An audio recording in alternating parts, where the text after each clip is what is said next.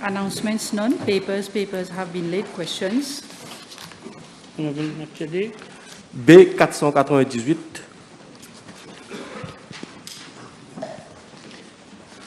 Mr. Speaker, sir, I'm informed by the Commissioner of Police that on Monday, 24th of April 2023, in the morning, information was received by the Anti-Drug and Smuggling Unit to the effect that a speedboat was found grounded at Anse des Cascades, Sainte-Rose, Réunion Island. The ADSU immediately initiated an inquiry on the speedboat based on details received from the French authorities.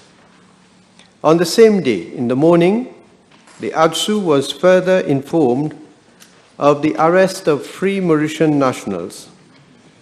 Following receipt of this information, a formal memo for request of information was sent on Monday, 24th April 2023, through the Interpol National Central Bureau, Port-Louis, to the Interpol NCB Paris, with a view to confirming the veracity of this information.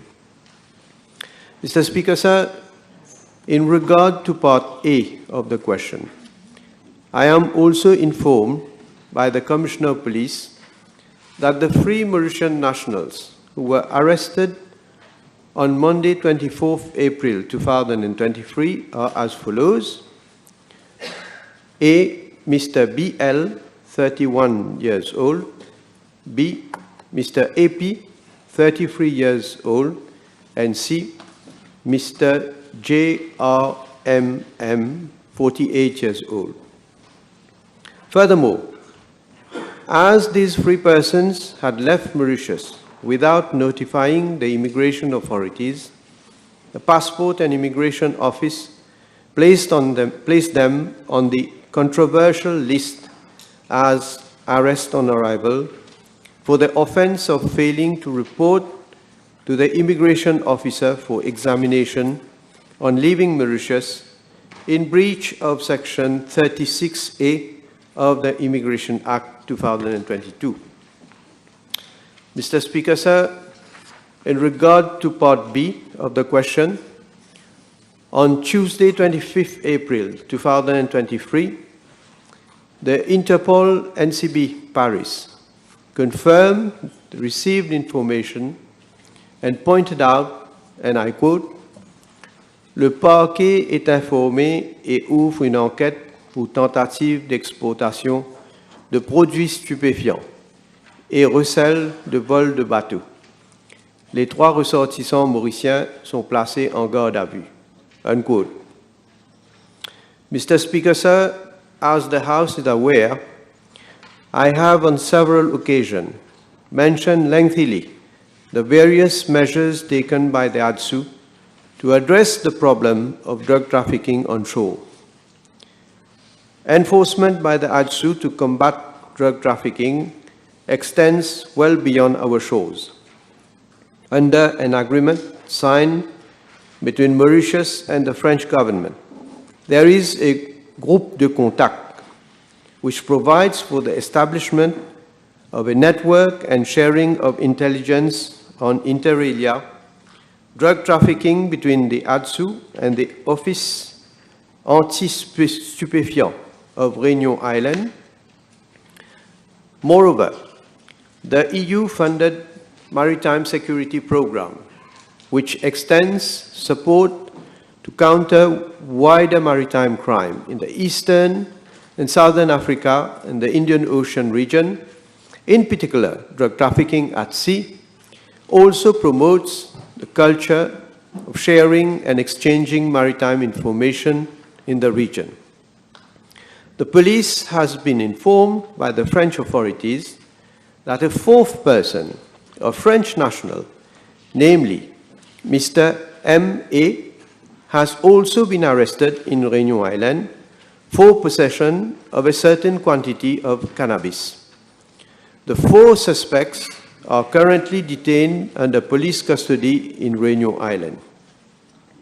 Mr. Speaker, sir, in regard to Part C of the question, I am further informed by the Commissioner of Police that the ADSU has also initiated an inquiry into the case to establish the ownership of the boat. As a result, 4 persons were interrogated. Mr. V.S., 47 years old, was allowed to go after his interrogation. The other 3 suspects who were arrested are as follows.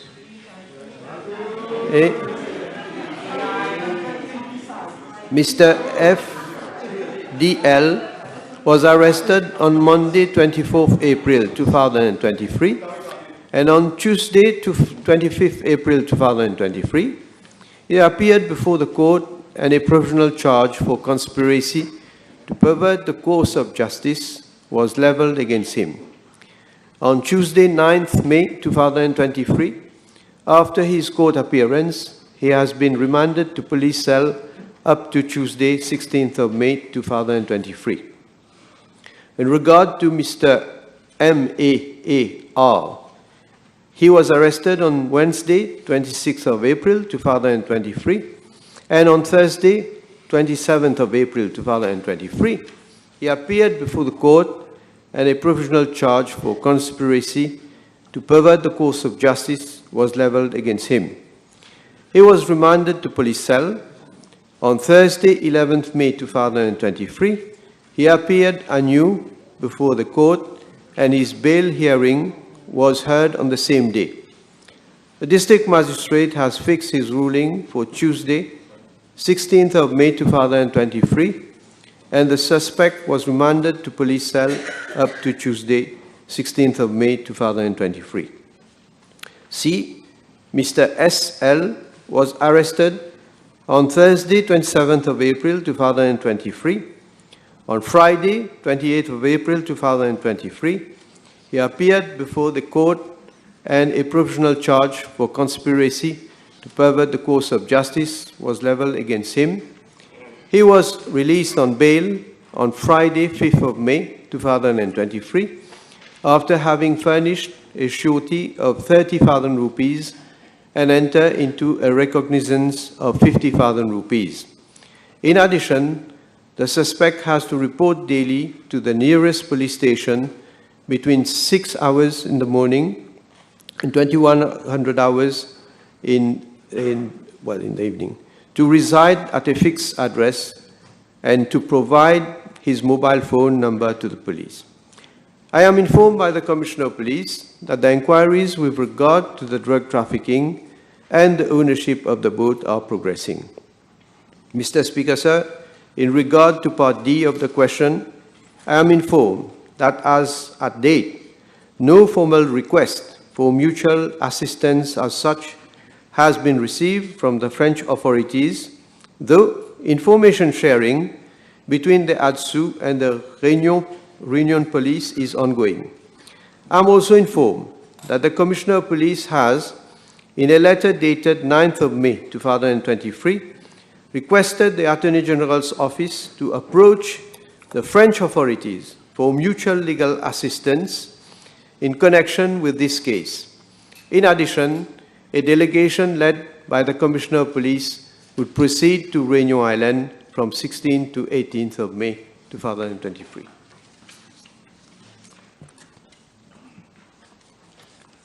Merci, Monsieur le Président. Je remercie l'honorable Premier ministre pour sa réponse. Et dans sa réponse, le Premier ministre a cité 3 noms des Mauriciens. Et pour éclaircir la population, est-ce que l'honorable le Premier ministre peut informer cette Chambre si ces personnes sont impliquées ou ont des liens avec les partis politiques ou avec des membres des partis politiques à l'île Maurice? Merci. Well, Mr. Speaker, sir, I am informed that Mr. BL is the brother of one Mrs. VLG, and I don't know whether that person is currently president of the PMSD. It has to be checked. Now, moreover, Mr.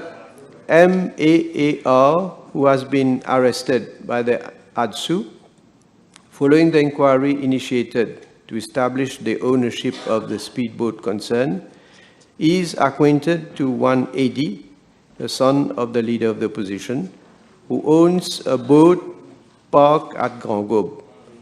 Mr.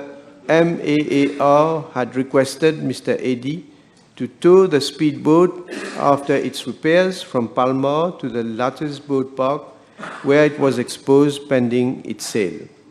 Now, the House would wish to know that Mr. MAAR was operating his activity of repair and sale of boats without proper permit from the authorities concerned, whereas Mr. AD had been granted an occupational certificate for operating the boat park.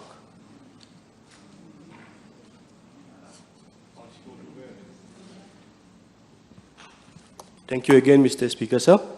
Can the Honorable Prime Minister provide information with regard to the cases of drug trafficking detected between Réunion Island and Mauritius during the period 2005-2014 compared to 2015-2023 period? Thank you. Well, Mr. Speaker, sir, unsurprisingly, there was not a single case of similar drug trafficking detected between Mauritius and Réunion Island from 2005 to 2014. As we all know, that it was the darkest period as regards the proliferation of drug peddlers who were tolerated and whose illegal activities had grown exponentially. Comparatively, with government fighting drug trafficking and hunting the drug barons relentlessly since 2015, there have been 10 cases detected between Mauritius and Réunion Island as at date.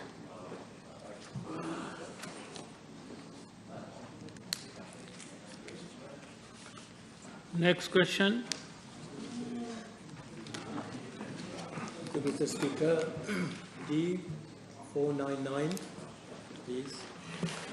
Mr. Speaker, sir, I am informed by the Director General of the Mauritius Broadcasting Corporation that the corporation has 17 TV channels on terrestrial transmission, 1 TV channel on satellite transmission, and 8 radio channels in Mauritius, and broadcasts its contents in 14 languages. The corporation derives revenue from television license fees, advertising, and other commercial ventures. However, television license fees and advertising remain the main sources of income for the MBC. It is to be noted that the payment and collection of TV license fees are governed by the Mauritius Broadcasting Corporation Collection of License Fees Act. In regard to domestic TV license fee, Section 3 of the Act stipulates that every person who is liable to pay an electricity bill for domestic consumption shall pay the appropriate license fee unless he does not possess a television set and makes a declaration to that effect, as provided for in the Act. I wish to point out that domestic licensees consuming not more than a total of 396 kilowatt hours of electricity are not paying any TV license fee since 2016. I am informed by the MBC that there are currently 29,848 households which are exempted from payment of domestic TV license fee, representing a shortfall of around 53.7 million rupees annually for the MBC. As regards other domestic consumers, they have to pay a monthly TV license fee of 150 rupees for Mauritius and 25 rupees for Rodrigues. As regards Agaliga, no TV license fee is being charged. In regard to non-domestic TV license fee, Section 4.1 of the same Act provides that no person in charge of a government department or classified trade shall have on the premises television set unless he holds a license to that effect. Moreover, Section 4(2)(b) of the Act provides that a separate license shall be required in respect of each television set on the premises of the government department or classified trade. Mr. Speaker, sir, I also wish to point out that non-exempted domestic licensees are required to pay 150 rupees monthly, irrespective of the number of TV sets in their household.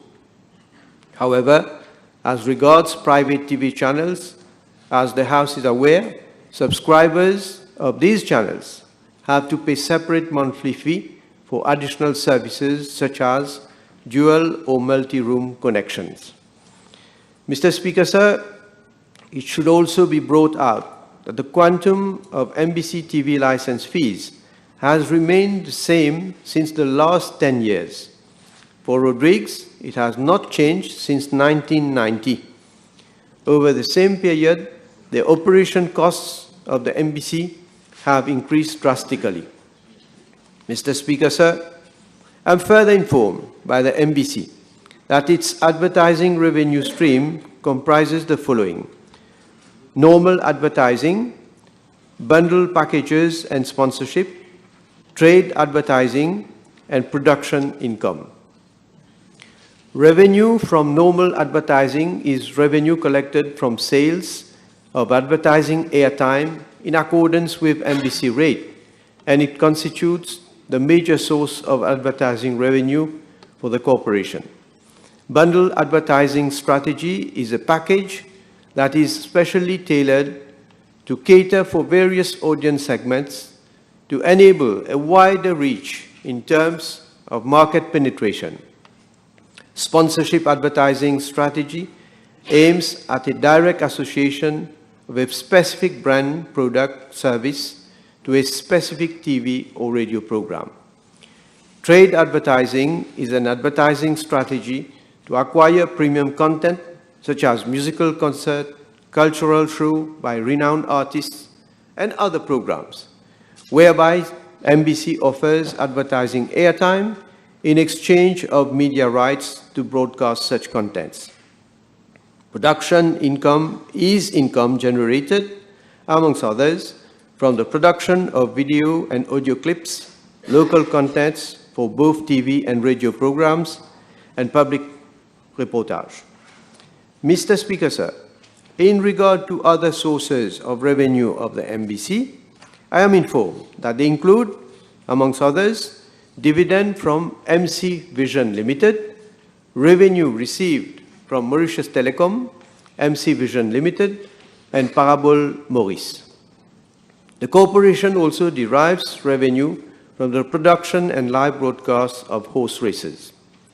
Mr. Speaker, sir, I am also informed by the Director General of the MBC that the total revenue generated by the corporation from TV license fees, advertising, and including other income during the period July 2019 to April 2023 is as follows.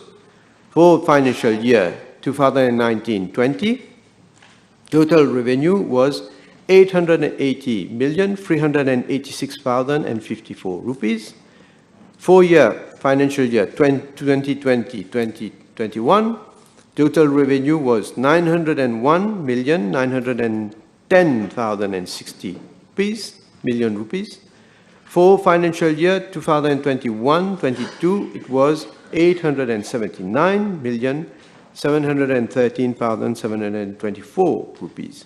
And for period July 2022 to April 23, the total sum collected was 764,321,637 rupees. Mr. Speaker, sir, the Director General of the MBC has underlined that the domestic TV license fees are paid per Central Electricity Board account holder, and non-domestic TV license fees are paid per TV set. Hence, both domestic and non-domestic TV license fees are not paid per channel. Thus, it would not be possible to provide information on revenue obtained from TV license fees by each channel. However, So far as advertising revenue is concerned, the MBC is in a position to provide information on advertising revenue per channel. I am therefore tabling information provided to me by the Director General of the MBC, which relates to the advertising revenue collected by the corporation for each financial year during the period July 2019 to April 2023. Mr. Speaker, sir, it is pertinent for me to remind the House that the objects of the Mauritius Broadcasting Corporation are, inter alia, to provide broadcasting services of information, education, culture and entertainment in the different languages which cater for the aspirations, needs and tastes of the population, as well as promote, inter alia, Mauritian consciousness and identity. In fact, corporation is broadcasting in the following languages: English, French, Creole, Hindi, Urdu, Tamil, Telugu, Marathi, Gujarati, Bhojpuri, Mandarin, Hakka, Arabic, and Sanskrit. Mr. Speaker, sir, the mandate of the MBC incorporates an important social and cultural dimension. The corporation is therefore service-oriented and does not operate on a purely commercial basis. I thank the Prime Minister for his reply. May I ask him whether there are some channels which, in fact, does not bring any revenue of advertising? Mr. Speaker, sir, yes, there are a few channels which does not bring any revenue in terms of advertising, and others do bring, but the one that brings the most revenue would be MBC 1, with 98,546,848 rupees for the period July 2022 to April 23. The Prime Minister, whether it's not because of the fall in revenue and low viewership that some channels have been rebranded at one point in time, and then the situation came back to what it was formerly? Well, as regards to rebranding of channel, I need notice of a specific question because I don't have the details about how it was carried out and the reasons also. Next question. B500.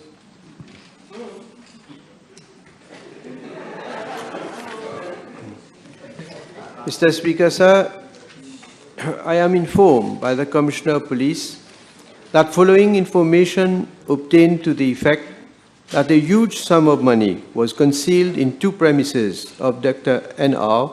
situated at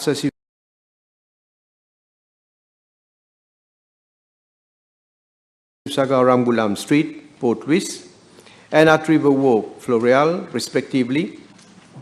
Police carried out simultaneous searches in both premises during the night of Friday, 6th of February 2015 to Saturday, 7th of February 2015 by virtue of search warrants issued by the District Magistrate of Port Louis and Cupid Courts, respectively. During the course of the searches, money both in local and foreign currencies, estimated at that time to amount to about 230 million rupees, were secured from his premises and safes. The money secured comprised, amongst others, about $3 million, 586,000 euros, 58,000 pounds, other currencies, and 102 million Mauritian rupees. The Mauritian notes secured included 6 bundles with a back seal, each containing 1,000 notes of 1,000 Mauritian rupees, and the US dollars included 17 shrink-wrapped bundles, each containing 1,000 notes of new 100 US dollars. Regarding the 6 bundles of 1,000 Mauritian rupees, the inquiry has revealed that it is a current practice for that bank to deliver such bundles to its exempt customers who are identified and known to the bank, but in that case, Dr. N.R. was not an exempt client of the said bank. Furthermore, the Bank of Mauritius has informed that such bundles are usually issued to commercial banks. However, the central bank did not hold any record as to which commercial banks those bundles were emitted. The donors of the Mauritian banknotes have also up to now remained unknown. With regard to the 17 bundles of new $100 notes, information obtained from financial institutions in Mauritius has revealed that those bundles were not destined to them. Applications for mutual legal assistance have been sought to determine the destination of the foreign currencies. Inquiry is ongoing. Additionally, police also secured bank cards, privilege cards, and other miscellaneous items such as documents, passports, and licenses. In regard to the bank cards and privilege cards, the details thereof have been provided to the Integrity Reporting Service Agency for in-depth investigation. The latter has subsequently referred the matter to the Independent Commission Against Corruption for inquiry. I am informed that the inquiry at the level of the ICAC is ongoing. Mr. Speaker, sir, I am also informed by the Commissioner of Police that during the search, the following items were secured from a black suitcase of make Samsonite with the premises: 11 boxes of Mega Men Health Testosterone. 2, 4 boxes of Test X 180 Alpha. 3, 1 box of Somnapure. 4, 2 small boxes of Spa Therapy. 5, 2 boxes of 50 ml Clarins Paris perfume for men. 6, 1 box from Tiffany & Co. containing magnifying lenses. And 7, 1 small box of US Africa Business Forum. Following the searches, Dr. N.R. was arrested on Saturday, 7th of February 2015 and provisionally charged before the Bail and Remand Court for the offense of money laundering in breach of sections 3(1)(b) and 8(1) of the Financial Intelligence and Anti-Money Laundering Act 2002. He was released on parole on the same day and had to attend Upper Plain-Williams District Court on Monday, 9th February 2015 to do the needful in relation to the surety in recognizance. After completion of the inquiry, the case file was referred to the Office of the Director of Public Prosecutions, which, on Friday, 20th of October 2017, advised prosecution against Dr. N.R. before the Intermediate Court, charging him with willfully and unlawfully accepting payment in cash in excess of an amount of 500,000 rupees in breach of sections 5, 7, and 8 of FIAMLA. Mr. Speaker, sir, I am further informed by the Commissioner of Police that the Office of the Director of Public Prosecutions had, on the same day, advised that the matter be referred to the Integrity Reporting Service Agency under Section 9(2) of the Good Governance and Integrity Reporting Act and to the Mauritius Revenue Authority for possible revenue and other offences which might have been committed by Dr. N.R. The matter was accordingly referred to these institutions. Mr. Speaker, sir, I have also been apprised that with regard to the 11 boxes of Mega Men Health Testosterone, 4 boxes of Test X 180 Alpha, and 1 box of Somnapure, the then Ministry of Health and Quality of Life had, in a correspondence to the Commissioner of Police, informed that the said products are not commercialized in Mauritius and it had not issued any authorization for its sale in Mauritius. Moreover, no authorization had been given by the said ministry for their importation. Thank you, Mr. Speaker, sir. Can the Honorable Prime Minister state whether any inquiry has been initiated, since he just mentioned that no authorization was sought for the importation of the pills? Well, Mr. Speaker, sir, I am informed by the Commissioner of Police that an inquiry has in fact been initiated into the matter, and upon its completion, it will be referred to the Director of Public Prosecution for advice. Thank you, Mr. Speaker, sir.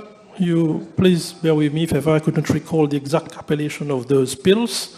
The Prime Minister just mentioned in his reply 11 boxes of Mega Men and something like that, 4 boxes of Test X, 1, I don't recall the figures, and another box of Somnapur.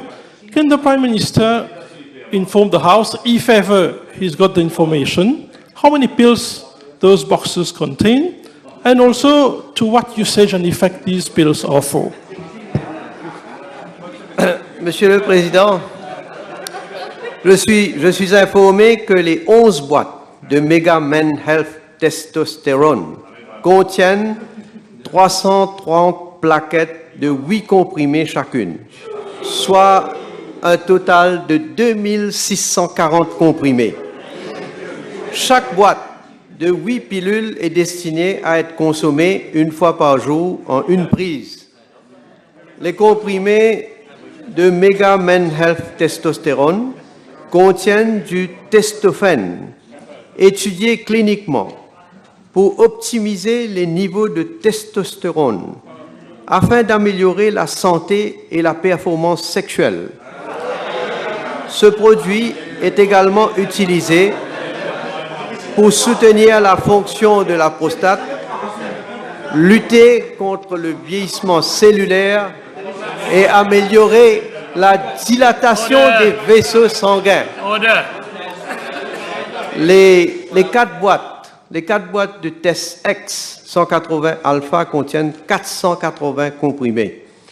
Les comprimés de Test X 180 alpha contiennent de la L-citrulline et du testophène et sont utilisés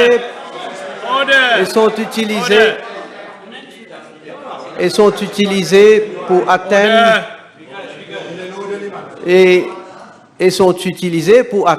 le summum de la force physique, un flux sanguin plus fort, une augmentation insensée de l'endurance et du potentiel sexuel. La boîte de Somnapur contient 30 comprimés.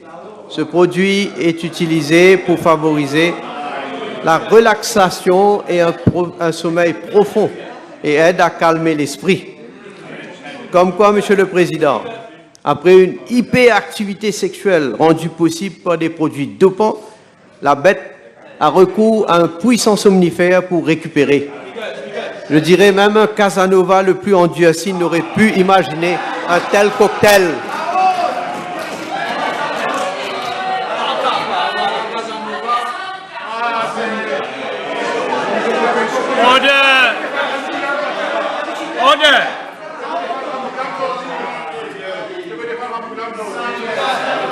Order.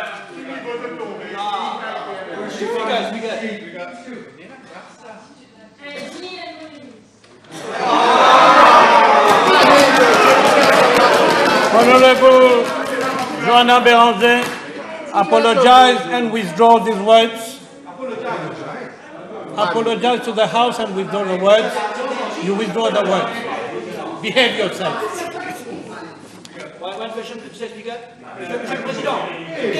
The time is over. I have Honorable Shakil Mohammed, you don't question the ruling or the decision of the chair. Apologize for this wrongdoing. Apologize to the House for this wrongdoing, for contesting my ruling, my decision. You are contesting. I apologize. Or withdraw from the chamber. Withdraw from the chamber.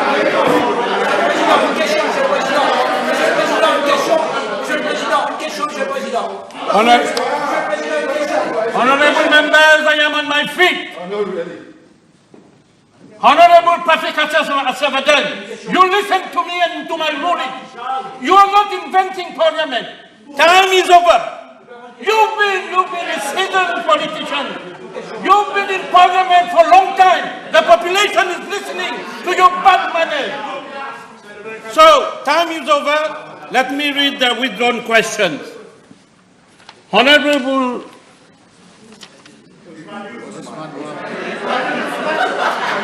Osman Mohamed, apologize to the House.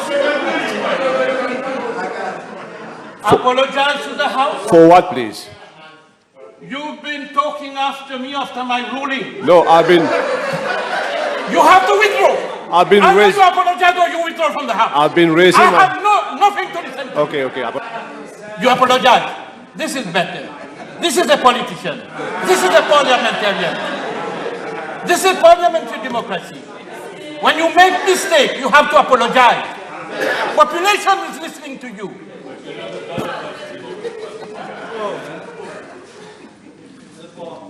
Questions B, 504, 506, 511, 503, 513, 501, 502, 508 have been withdrawn. Questions? B-stroke 514, please. Monsieur le Président, je remercie l'honorable pour sa question qui emboîte le pas de la philosophie et de l'action de ce gouvernement placé sous la direction de notre Premier ministre, l'honorable Pravin Kumar Jagnnath. Car ce n'est ni la crise de la Covid-19, ni les répercussions de la guerre en Ukraine sur les prix qui en ont fait un gouvernement du peuple. Et pour cause, notre ADN est centré sur l'humain et la protection des plus vulnérables. Depuis 2017, à coup de mesures historiques, des avancées sociales majeures ont été accordées aux Mauriciens. Monsieur le Président, avant de répondre sur ce que nous allons continuer de faire pour protéger le pouvoir d'achat de la population, permettez-moi de rappeler ce que nous avons déjà fait. C'est cela le sens de l'histoire, de notre histoire. L'introduction en 2017 du Negative Income Tax pour les Mauriciens percevant des revenus mensuels inférieurs à 9 000 roupies a été le point de départ de cette lutte pour améliorer les conditions de vie des Mauriciens. S'en est suivi en 2018 de la mise en place d'un salaire minimum. Je tiens à cet égard à souligner que ce dernier a été augmenté chaque année d'un montant supérieur au taux d'inflation. En 2019, les pensions de base ont été revues à la hausse afin de permettre à nos aînés de vivre dans des conditions décentes.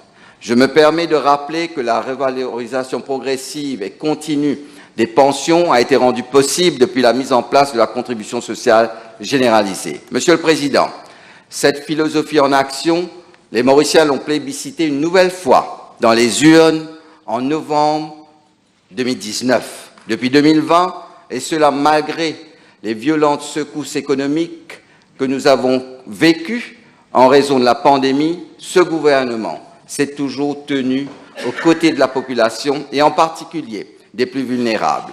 En tant que gouvernement bienveillant, nous avons pris un grand nombre de mesures pour améliorer les conditions de subsistance de la population et protéger son pouvoir d'achat.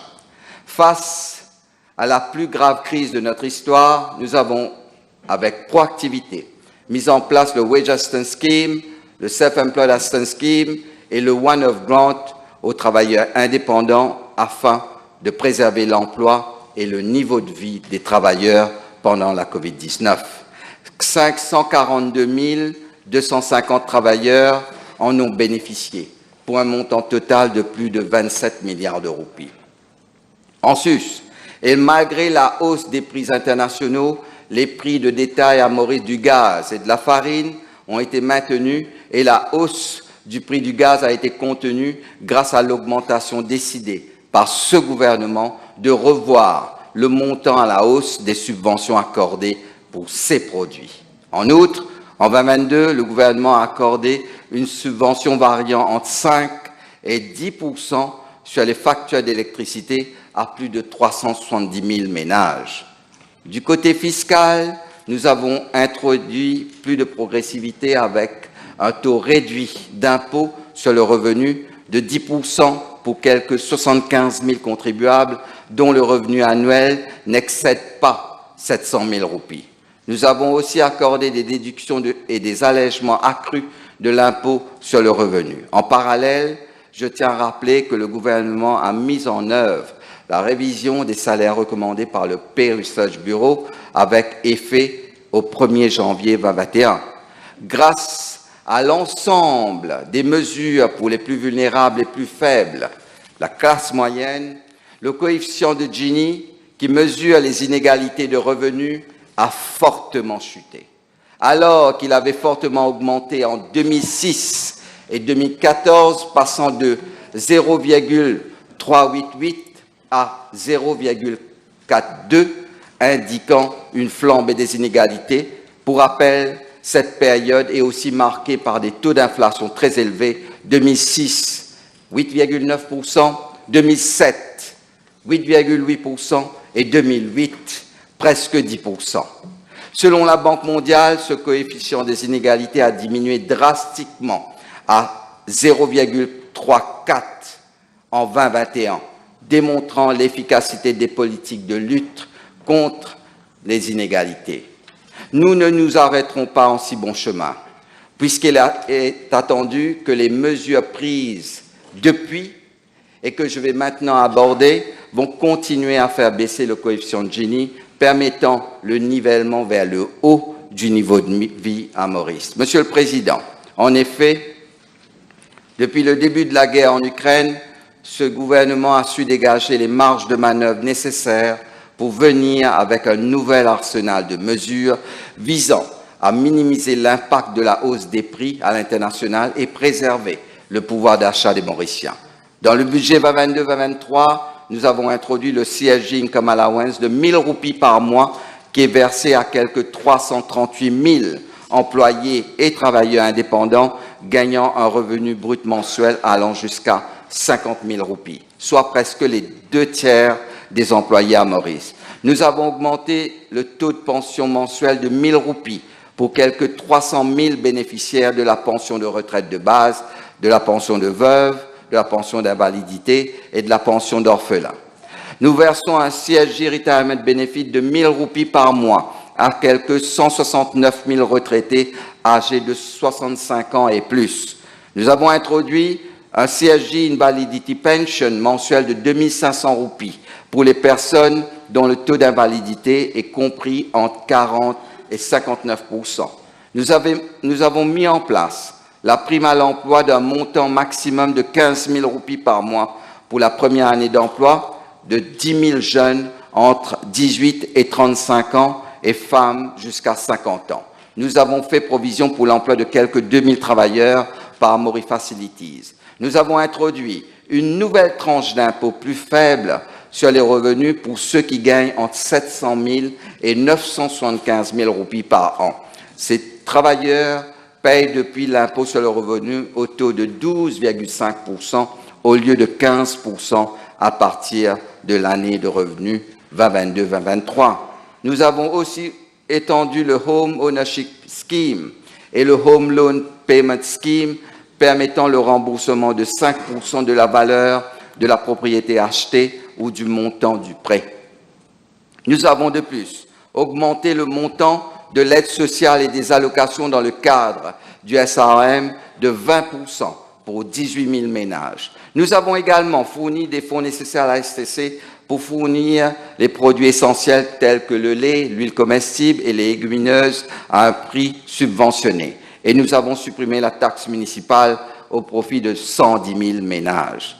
En outre, le gouvernement a placé 12 produits essentiels sous le régime de la majoration maximale à partir du 1er juillet 2022. Monsieur le Président, en sus des mesures que je viens de mentionner, ce gouvernement a accordé une compensation salariale de 1 000 roupies par mois à tous les employés à partir de janvier 2023. Ainsi, en incluant l'allocation de revenu du CSG de 1 000 roupies, le revenu garanti pour un travailleur à temps plein a été porté à 13 075 roupies par mois à partir de janvier 2023. Monsieur le Président, En ce qui concerne le prochain budget et au regard de notre engagement historique, plein et entier auprès de la population, soyez assurés que nous analysons la situation dans le détail et annoncerons les mesures appropriées dans le discours du budget. Nul doute que le gouvernement et notre Premier ministre continuera à soutenir les familles mauriciennes pour préserver leur pouvoir d'achat, en particulier celles qui font partie des groupes vulnérables. Merci. Mr. Speaker, it is unfortunate that neither Gini coefficient factor nor the package announced by the minister, unfortunately, this has not feed empty stomach of the nation. Now, I'll put the question. With the galloping inflation of 27%, depreciation of the rupee of 30% over the last 3 years, high interest rate for repayment of loan, a sizable number of the population is not earning enough to put food on the table to feed the family.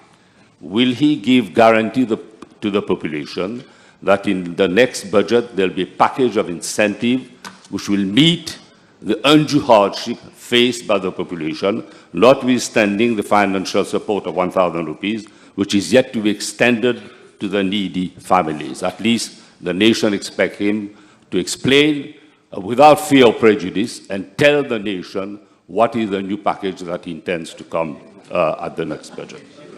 Monsieur le Président, j'ai terminé par cela. J'ai dit que nous sommes en train de travailler au ministère des Finances avec la collaboration de tous les ministères et de tous mes collègues et sous la supervision de notre Premier ministre. Nous sommes en train de préparer le prochain budget. Et soyez rassurés, Monsieur l'honorable membre, que nous, de ce côté de la Chambre, nous allons venir avec un budget pour le peuple et avec le peuple, encore une fois.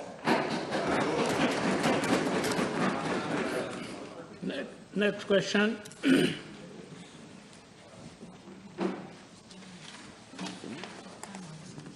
B516.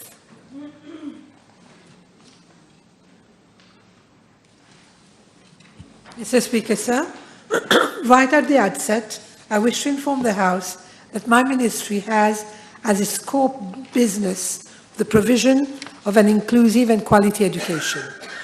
It is also aware of the significance of looking after the health and socio-emotional well-being of all learners. The emphasis is on all learners and not exclusively on students of the EP in the secondary education sector. We are aware that health and education are two cornerstones of our education policy to achieve the holistic and integral development of learners, and this mutuality already ensures that steps are taken for health and well-being of our students to be embedded in our schooling system. Mr. Speaker, sir, I wish to inform the House that school health services are offered by the Ministry of Health and Wellness in all primary schools, secondary schools, and under the school health program. The primary school health program includes immunization and screening of pupils for any anomalies or deficiencies in weight, vision, and health. The secondary school health program consists of a screening program for students of secondary of grade 7, grades 9, and 12. Moreover, other screening exercises are carried out by my ministry in collaboration with other philanthropic bodies such as the Lions Club, the Optical Association of Mauritius, the Dental Association, amongst others. In addition, the Special Education Needs Authority and for special education needs pupils has a multidisciplinary team consisting of educational psychologists, speech therapists, occupational therapists, physiotherapists, and the screen learners for the most appropriate support based on their needs. Based on data received from the Ministry of Health and Wellness, I wish to inform the House that out of 39,172 students of grade 7 screened from 2019 to 2023 for underweight, overweight, obesity, prediabetes, diabetes, and high blood pressure conditions, 21,877 students were referred for medical follow-up. Similarly, out of 30,251 students of grade 9 screened from 2019 to 2023, 17,358 students were referred for medical follow-up. These figures exclude the years 2020-2021 due to the COVID pandemic. With regards to primary school pupils, I am informed by the Minister of Health and Wellness that there are 6 school teams who regularly visit our primary schools. And out of all the pupils screened from 2019 to 2023, in the primary schools, 14,150 have been referred for dental services, 2,717 pupils for vision problems, and 2,816 pupils were referred to nutritionists and other specialists. Mr. Speaker, sir, I'm tabling a list of students of the extended program who have been referred for medical treatment. There were around 80 of them from the EP section that have been referred for treatment at the Ministry of Health. Est-ce que la ministre pourrait nous donner cette information school-wise, par école, par This is what we are tabling. Now, I will not be in a position to give for the whole 27,000 students or what, but what I'm going to do, because you mentioned extended program, I'm going to give you the list of schools with the number of students that have been screened and that have been referred to the health ministry. La ministre pourrait-elle nous dire à quelle fréquence ces enfants sont suivis? Par exemple, il y a des enfants qui souffrent de malnutrition, de myopie, suazité, etc., obésité, comme vous dites. Est-ce que ce serait possible pour vous de nous dire à quelle fréquence ces enfants sont suivis? Mr. Speaker, sir, I've just mentioned that once we identify these students, we refer the cases to the Minister of Health, and it is the Minister of Health that carries out the follow-up. The students are asked to go and to go to the hospitals, and they are followed by the Health Ministry. Next question. B517, please. Mr. Speaker, sir, I'm informed by the Municipal Council of Port Louis that the resurfacing of the following 8 roads in constituency number 2 have already been completed since December 2022. La rue Suffren from Citadel to Saint-Demas, Goldamar Road, Impasse Leblanc, Loricourt Street, Maxime Desaulnay, Moni Street, Pauline Street, rue Saugier, Vallée-Piteux. As regard to part B of the question, I'm informed that the resurfacing of the following 7 roads will be undertaken in constituency number 2 as from June 2023, and for which award of contract is in progress, namely Impasse Pousse, Gabriel Montineau, Impasse Crimia, Swanny Street, Impasse Eugène Laurent, Impasse Gilles Malac, Impasse Gaston Martin. I'm further informed that the following three roads will be constructed in constituency number 2 as from June 2023, and for which bid evaluation is in progress now.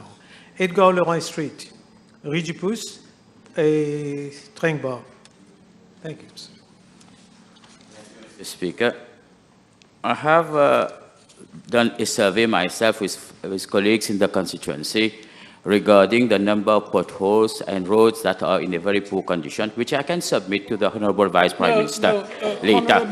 Honorable Premier, each time you do this big mistake, it's 3 years you've been a parliamentarian now. It's no question of learning, it's a question of performing with supplementary questions.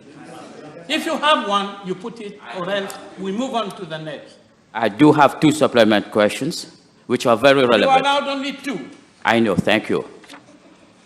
The funding of road maintenance is from taxpayers' money. No, this is not. Will the Honourable Minister ensure... I will disallow your question. I will disallow your question if you insist with this type of putting question. Now you put your question. Will the Honourable Deputy Vice Prime Minister ensure that all future repairs and resurfacing by potential contractors and local authorities, that they do work in harmony with the Central Water Authority, since many a times after resurfacing and repairs, there are issues. Again. Put your question directly. You know how to put a question. Don't turn this parliament into cinema. Put your question. Stand in the cinema just a few minutes ago. I disallow your question. Move on to the next question. B518.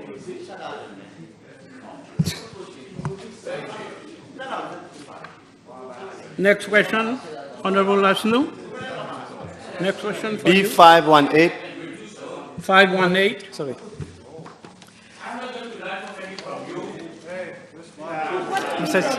Now no cross-talking. Honorable Ganga Prasad, you are nobody in this house. Present your apologies. You apologize. Honorable Ganga Prasad, present apologies.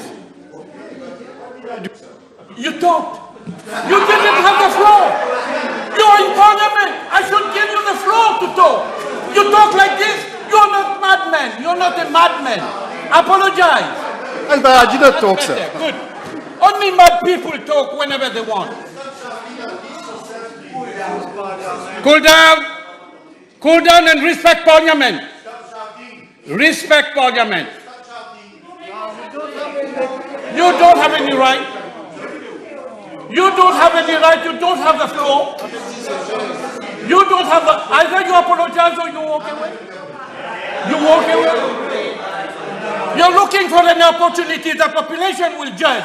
You're looking for an opportunity to abandon the house. You don't have the floor. You shout. You say anything you want. You say anything you want. You don't have the right. The population is seeing how you abandon the house. You're paid to work in the house. Mr. Speaker, sir, on a point of order. If you have a point of order, think well. Wait. Can I? Monsieur le Président, j'ai entendu le député de nous dire des jurons à l'encontre du député Ganga Prasad. J'espère que vous allez agir de la même façon à l'encontre du député Guenou qui a eu des jurons à l'encontre du député Ganga Prasad. Okay. I listen to this point of order. I will check. And if this is the case, then the same rule will apply. But if this is not the case, you will have to apologize because, wait, if this is not the case, you're going to apologize for having introduced a fraudulent point of order. Next question. B518.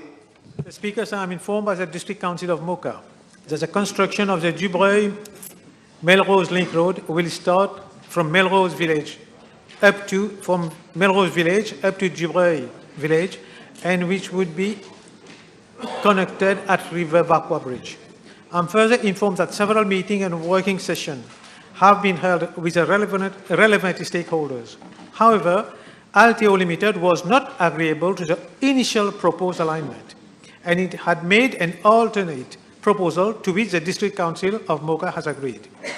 The new alignment will be along an existing truck road and join a stretch of land that has already been reserved for the construction of the East-West Corridor Road to be implemented by the Road Development Authority and will also pass through the state land and agricultural land. The new proposed alignment has been finalized and a request has been sent to the Ministry of Housing and Land Use Planning for the vesting of the identified stretch of land into my ministry to enable the District Council of Mocha to implement the project.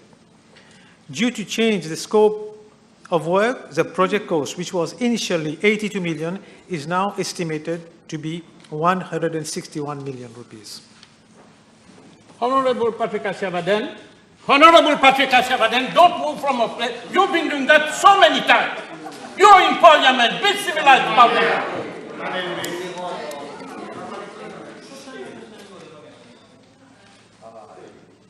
Supplementary. Can the Honourable Minister inform the House what will be the duration once the preliminary works will be done for the implementation of the project? Well, most important thing, duration is going to be about, once if we get the land, it's going to be about 8 months. Honourable members, the table has been advised that PQB 515, 519, 521, 541, 542, 564, 568, 572, 574 have been withdrawn. Next question. B520. Mr. Speaker, sir, the price structure of mogas and gas oil is defined under the Consumer Protection Control of Price Petroleum Products Regulation 2011. It is the statutory responsibility of the State Trading Corporation, the sole importer of mogas and gas oil, to collect the different contributions levied in the price structure of mogas and gas oil. With regard to part A of the question, I'm informed that since 1st July 2022 to date, with respect to value-added tax, a total of about 3.2 billion rupees has been collected, of which 1.9 billion rupees collected from the sale of mogas, 1.3 billion rupees has been collected from the sales of gas oil. With respect to excise duty, a total of about 3.5 billion rupees has been collected, of which 2.6 billion rupees have been collected from the sales of mogas and 979 million rupees from the sale of gas oil. Mr. Speaker, sir, with regard to part B of the question, I am informed that from 1st July 2022 till date, 877.9 million rupees collected from the sales of mogas has been transferred to the price stabilization account. As regard to part C of the question, I am tabling the amount collected from the other contributions in the price structure charged from consumers from 1st July 2022 to date. Mr. Speaker, sir, as the House is aware, since January 2015, in January 2015, the total contribution on 1 litre of petroleum product was about 27 rupees, and now it stands at 27 rupees, and now it stands at 39 rupees. An increase in percentage of about 40%.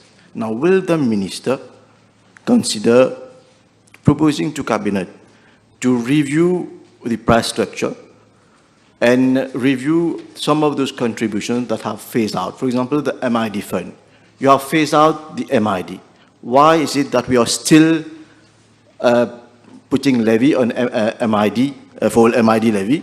For example, the storage facilities, the most Mer Rouge oil storage has already been completed. Why is the population still contributing for storage of petroleum products? The 3 rupees that was initially designed for COVID vaccines and COVID fund.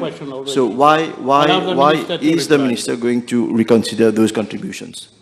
Mr. Speaker, sir, as rightly pointed out by the Honourable Member, it is a decision for the government to take, but let me inform the House outright that following a meeting chaired by the Honourable Prime Minister, that is in January 2023, it was agreed that the Consumer Protection Control of Price of Petroleum Product Regulation 2011 would be reviewed, as it has been subject to numerous amendments over the years.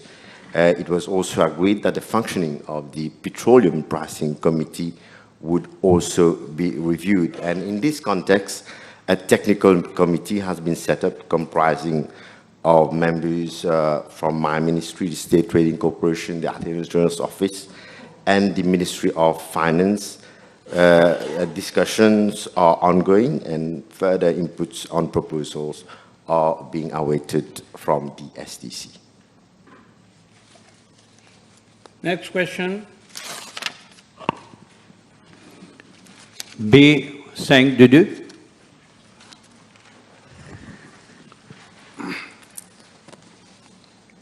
Mr. Speaker, sir, I'm informed by the Central Water Authority that the regions of Canfoucro, Solferino, Highlands, and Phoenix form part of the Marovacqua Upper Water Supply Zone.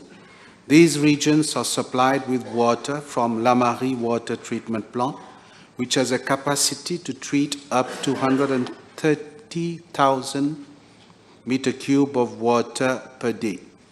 The total number of subscribers in the Marovakwa Upper Water Supply Zone stands at 78,085 as at 30th April 2023. I am informed that the water supply zone, that is MAV Upper, has witnessed an increase in subscribers due to the development of new morcellement and commercial development over the past years, hence causing pressure on the existing water supply network. Mr. Speaker, sir, a number of water improvement projects have been implemented by the Central Water Authority since 2019 to increase water supplied to MAV Upper, namely, 1. The commissioning of one borehole at Lamari in 2019, supplying 6,900 meter cube per day. 2. The commissioning of another borehole at Valentina in 2022, supplying 5,500 meter cube of water per day. And 3. The replacement of 1 kilometer of defective pipe along Sri Shambhunath Road, Kanfukro. The complaints registered on the hotline of the Central Water Authority with regard to provision of water in the regions of Kanfukro, Highlands, Solferino, and Phoenix have also decreased since last year. Mr. Speaker, sir, as at date, I am informed that the lower parts of the regions of Kanfukro, Highlands, benefit from a daily water supply of 24 hours, while the regions of Solferino, Kanfukro, upper part, and Phoenix benefit from 12 hours daily. The major constraints faced in the Marovakwa Upper Water Supply Zone region relate to the inadequate treatment capacity of the Lamari Water Treatment Plant, the old and defective network, and the increasing demand for water due to developments in several regions such as Cupid, Vakwa, Saint-Pierre, and Côte d'Or. Mr. Speaker, sir, the Central Water Authority has initiated action through a consultancy exercise to increase the treatment capacity of the Lamari Water Treatment Plant up to 160,000 meter cube per day through the upgrading of its rapid gravity filtration. Moreover, the roadmap 2021 to 2024 for improving water supply services has proposed the laying of a new pipeline from Morlong impounding reservoir to Lamari treatment plant to increase raw water intake for treatment. In addition, I am informed that the Central Water Authority has planned a number of pipe replacement projects for the region for the period 2023 and 2024. For the Marovakwa Upper Water Supply Zone, about 66 kilometers of old and defective pipes have been identified for replacement. These include some 6.7 kilometers of old and defective pipes in the regions of Kanfukro, Highlands, Phoenix, and Solferino. Mr. Speaker, sir, it is expected that the implementation of the above projects will cater for the increased demand and also improve water supply in the regions of Kanfukro, Highlands, Phoenix, and Solferino. I thank you, Mr. Speaker, sir. La région de Kanfukro, Solferino, Highlands et Phoenix, je peux le confirmer à la Chambre, reçoit une distribution d'eau pas plus de 3 heures par jour. Peut-on savoir du ministre, depuis 2014 à ce jour, combien de kilomètres de tuyaux la suivez a échangé ou renouvelé dans ces régions ou globalement, si c'est possible, dans la circonscription numéro 15 ou dans ces régions spécifiques? Mr. Speaker, sir, the supplementary question asked doesn't relate to the main question that has been asked by the honourable member. And I do not agree with what he has stated, that is, the regions that he has mentioned have only 3 hours of water supply per day. From the information that have been provided, that has been provided to me by the Central Water Authority, is that the lower parts of the regions of Kanfuko and Highlands benefit from a daily water supply of 24 hours, while the regions of Solferino, Kanfuko, and Phoenix, they benefit hours of supply of 12 hours. This is where we need to improve, and we are doing the needful to improve the hours of supply in those regions, Mr. Speaker, sir. Ma question à l'item B parle de la distribution d'eau en est 24/7 basis. 24/7 distribution d'eau a été une promesse électorale, Monsieur le ministre, du MSM depuis déjà 9 ans. Peut-on savoir quand, la question est claire, peut-on savoir quand cette promesse électorale, qui est devenue aujourd'hui une fausse promesse électorale, sera une réalité pour les gens de Kanfukro, Solferino, Highlands et Phoenix? Quand cette promesse sera une réalité après 9 ans? Mr. Speaker, sir, once we upgrade the Lamari treatment plant, we will be able to provide more, hours of supply of water to those regions that I've mentioned, and that will be, Mr. Speaker, sir, in a year's time. Next question. B523.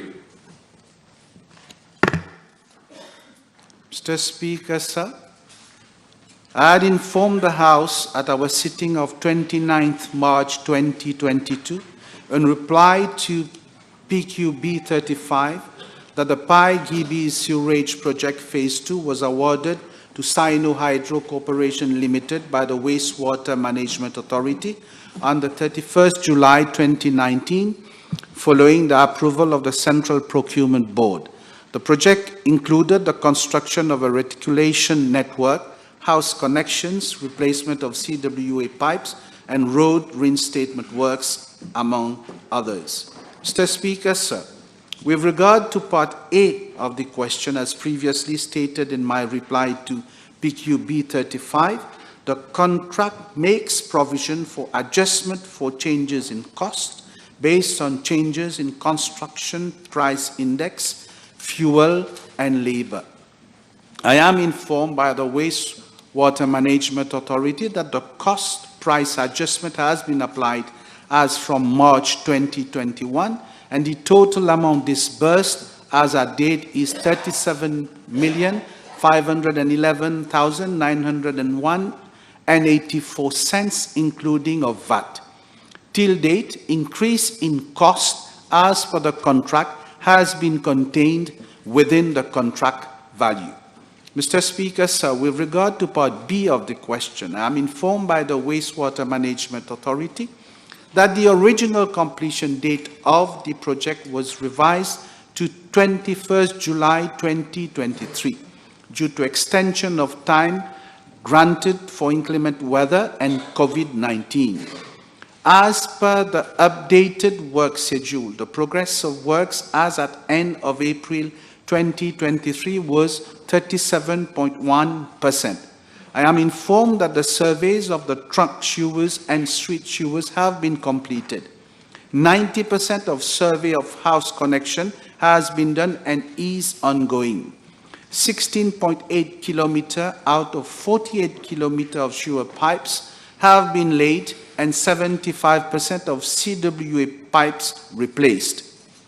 Mr. Speaker, sir, there has been considerable delay of this project, and as I had indicated previously, I have expressed serious concern on the matter to the management and board of the Wastewater Management Authority and requested that the contract be closely monitored. I am informed that the delays encountered on this project have been mainly due to closure of borders, first in China and then in Mauritius in 2019 and for most of 2020. as well as the difficulty faced by the contractor to import foreign labor, equipment, machinery, among others. The Wastewater Management Authority has informed that in the course of supervision of the contract, several strong letters and warnings have been issued to the contractor to draw his attention and caution him with regard to slow progress of works, outstanding works as per his program of work, slow rate of road reinstatement, and contractual conditions. Mr. Speaker, sir, as for Part C of the question, the Wastewater Management Authority plans to complete the remaining works in phases and under different contracts while ensuring that beneficial use is made of the assets constructed. The revised program and other contractual issues are being currently finalized by the Wastewater Management Authority. I thank you, Mr. Speaker, sir. Monsieur le Président, ce projet de tout à l'égout à Pain-Guibise dure depuis bientôt 7 ans, avec une phase 2 qui, je dois le dire, est devenue le chantier de l'horreur pour les habitants de Paille, avec de la poussière, du bruit et un état des routes déplorable qui a occasionné plusieurs accidents de la route et j'ai rencontré plusieurs victimes personnellement. Puis-je demander au ministre si l'entreprise Sino Hydro a mandaté un Health and Safety Officer pour s'occuper des doléances et des complaintes des habitants et des usagers de la route, et si oui, combien de dossiers ont été traités sur ces questions de santé et de sécurité? Again, Mr. Speaker, sir, unfortunately, the honourable member puts a supplementary question which is not related to the main question. I cannot supply the information right now. I can at a later stage, Mr. Speaker, give the information to the honourable member. On va revenir avec une question qui a un lien direct avec le contrat dont on parle. J'ai cru comprendre donc, si j'ai bien entendu le chiffre qu'a donné le ministre, qu'à fin avril 2023, le mois dernier, l'état d'avancement de ce projet, qui dure donc depuis 3 ans et demi, n'est que de 37,1%. Puis-je demander au ministre s'il y a actuellement des litiges contractuels entre la WMA et Sino Hydro, et si ces litiges risquent d'entraîner l'annulation unilatérale de ce contrat par le contracteur, comme ça a été le cas pour le projet de tout à l'égout à Grand-B. Mr. Speaker, sir, I confirm that the progress as at April 2023 is at 37.1% and behind schedule. And all matters pertaining to this contract, Mr. Speaker, sir, is being dealt at the level of the board of the Wastewater Management Authority. The table has been advised that PQB 524, 543, 545, 547, 554, 570, 557, 565, 577 have been withdrawn. Next question. B525. Mr. Speaker, sir, to contextualize my reply, allow me to attempt to quote UNICEF regarding the term street children, Mr. Speaker, sir. The term street children has different interpretation worldwide, and I am informed that the UNICEF has attempted to categorize street children as follows. Street living children are those under the age of 18 years old who spend most of their time on the streets. These are children who cut ties with their families and live alone on the streets. In Mauritius, there is no legal definition of street children, Mr. Speaker, sir.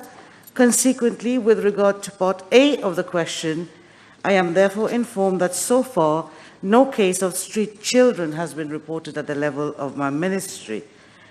Mr. Speaker, sir, with regard to Part B of the question, I am informed that there are 60 family welfare and protection officers, 17 enforcement officers, and 16 psychologists on the establishment of my ministry to cater for children and families in distress.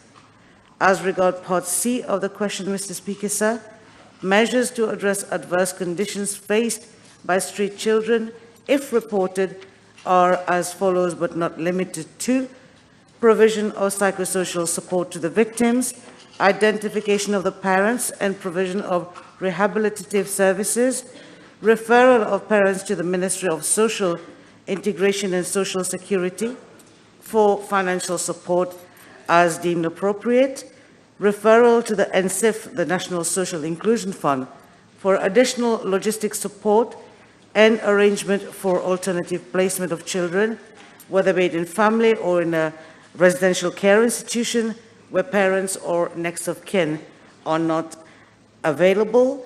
And there's also the networking with SAFIA to ensure that children faring in street conditions are provided with all the support as appropriate.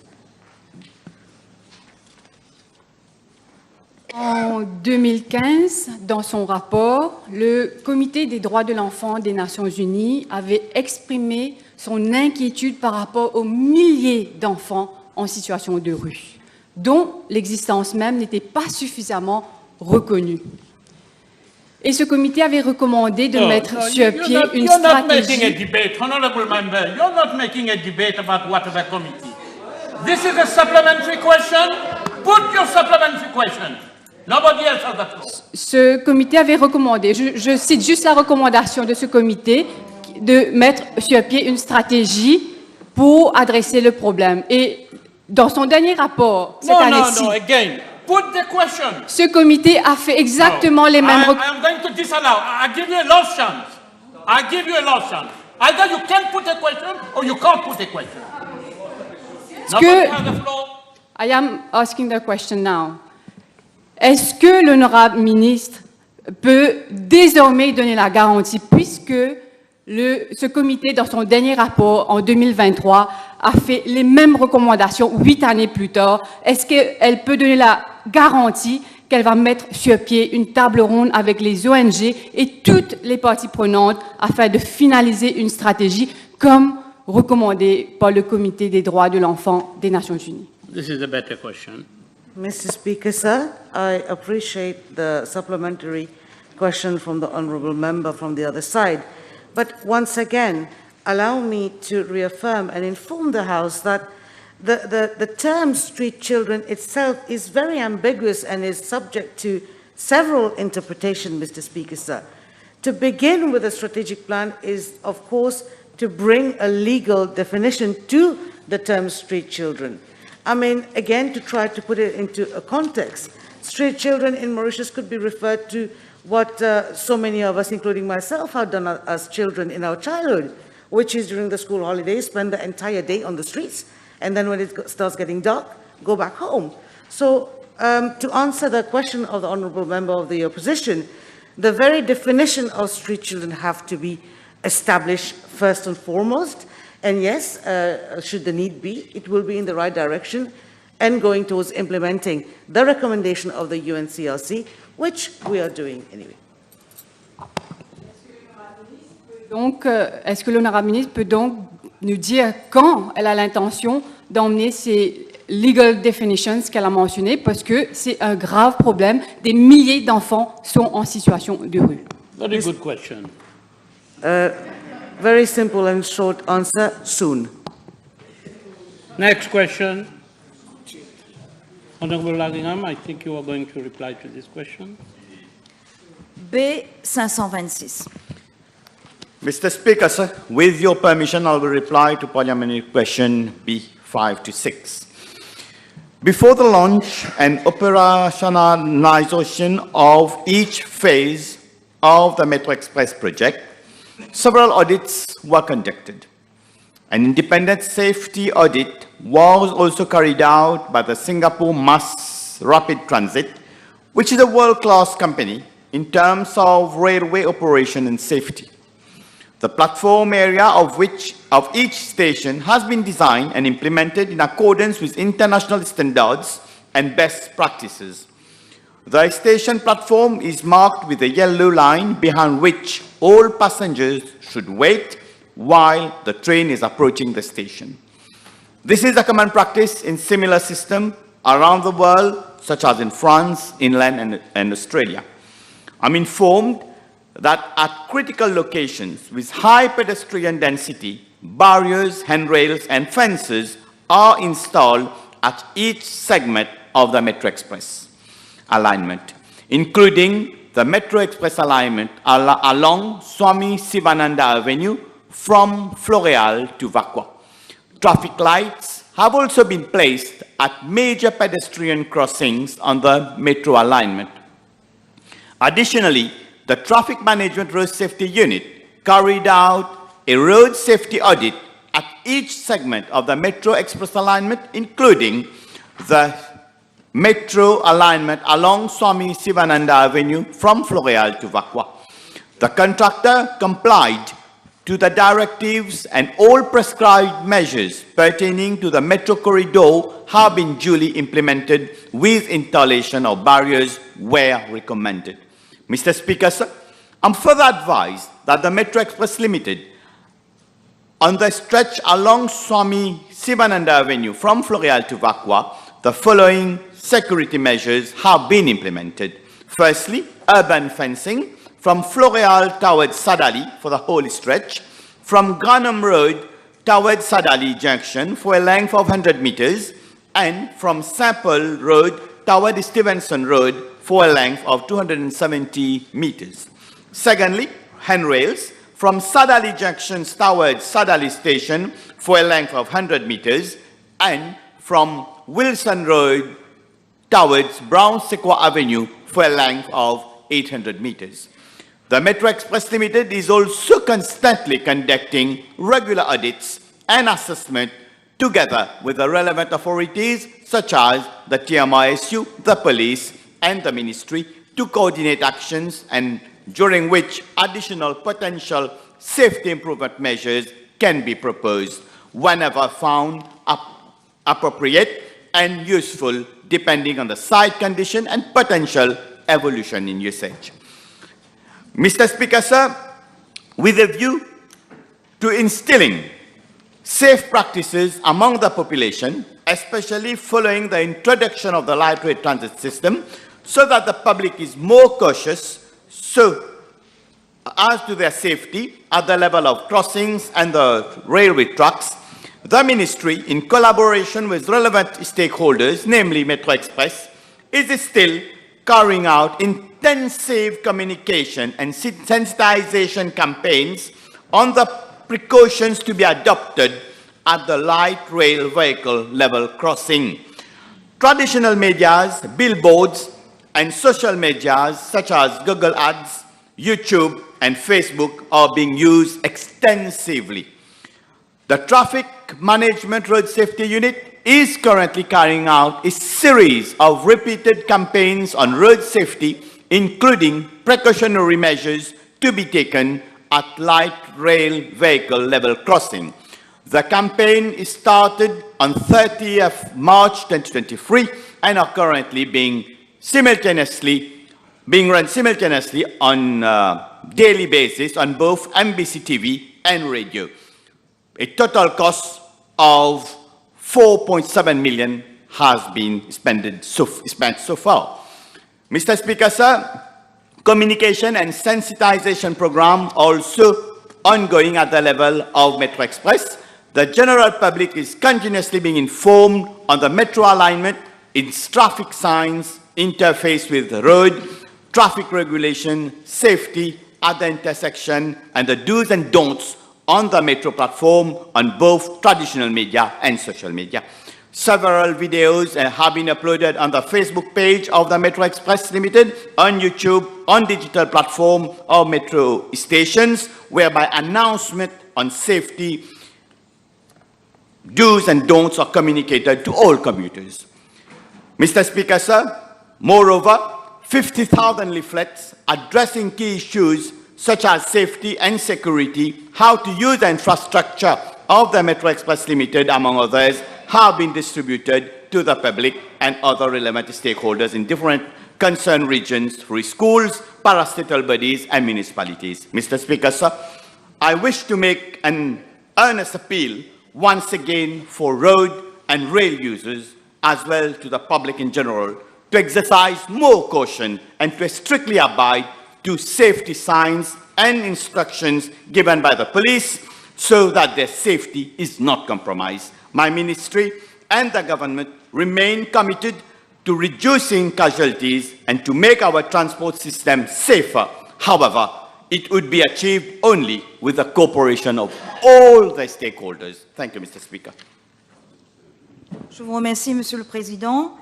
Le ministre pourrait-il informer la Chambre pourquoi des barrières de sécurité n'ont pas été installées sur la voie ferrée à Floréal alors qu'il y a des milliers d'habitations autour? Merci.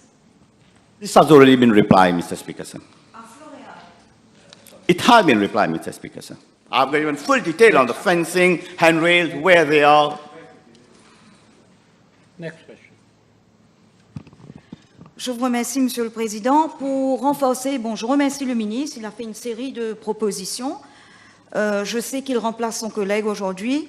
Pour renforcer les mesures de sécurité sur le railway, le ministère pourrait-il envisager une signalisation aux intersections numériques, électroniques et lumineuses? Surtout le soir, le signage est petit et les gens ne voient même pas quand on vous dit turn right, turn left. Est-ce qu'on pourrait éventuellement envisager une signalisation numérique, électronique, lumineuse? Merci.